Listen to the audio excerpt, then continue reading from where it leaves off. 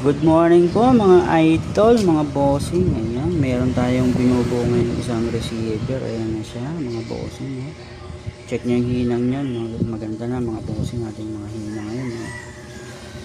Napakatibay ng hinang nyan mga boss. Aluminum yan, aluminum weld. Ayan, pakatibay ng hinang. Bali kakabitan natin ng swing. Ayan, ginagawa natin ng swing. Nakaantay talsikopa na siya mga boss. Ayan, bali ang kulang na lang ay yung takip dito. Gawa na tayong takip.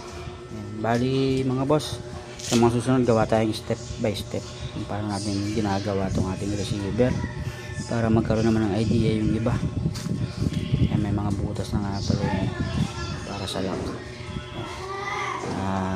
Si RMC ang ating taga thread nito mga boss. Ayan, napakalalim ng thread niyan mga boss. Fully threaded siya, o full thread na siya mga boss, sa offset at saka sa valve set, kaya napakatibay talaga. Safe na safe, walang kalawang mga boss kasi T6 na. Ayan, napakagaan pa at abot kaya lang mga boss. Ayun mga bossing, at maraming salamat sa inyo.